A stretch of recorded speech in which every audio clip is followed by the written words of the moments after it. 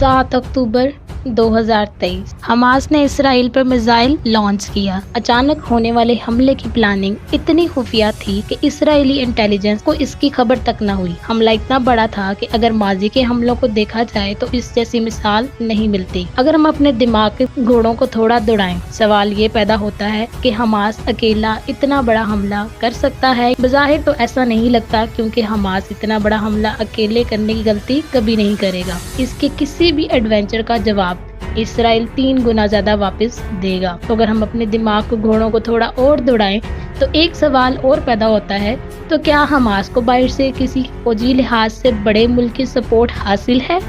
अगर है तो वो कौन कौन से ममालिक हैं जो इस जंग में हमास को सपोर्ट दे सकते हैं? सबसे पहले बात करते हैं लुबनान की।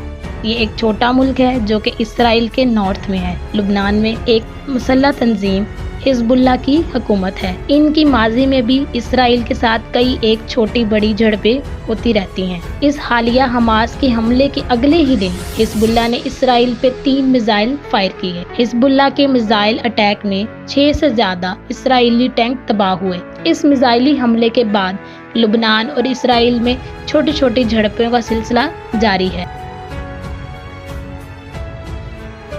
अब बात करते हैं ईरान की। ईरान अब तक तो सिर्फ सख्त बयानात दे रहा है और साथ ही हमास के हालिया हमले में बराह रास्त शामिल होने से इनकार भी कर रहा है। ईरान और इसराइल के ताल्लुकात कभी स्ट्रेटेजिकली और इकोनॉमिकली मसाली हुआ करते थे। ईरान इसराइली असले का बड़ा खरीदार था, जबकि इसराइल ईरान से पेट्रोलियम मसनूआत दरामद करता था। इनके ताल्लुकात में मोड़ तब आया जब 1980 में ईरानी इंकलाब के जरिए कायम होने वाली आयतुल्लाह खुमैनी की हुकूमत की पॉलिसी के मुताबिक इसराइल ताकत के जोर पर मुसलमानों की सरजमीन पर गासिब कुव्वत है। इस नई हुकूमत के कायम होने के बाद दोनों के आपसी ताल्लुकात खराब से खराब तर होते गए।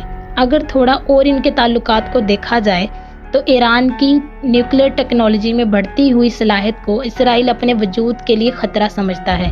शायद इसी वजह से ईरान इसराइल को अपने न्यूक्लियर साइंसदानों का कातिल भी ठहराता है।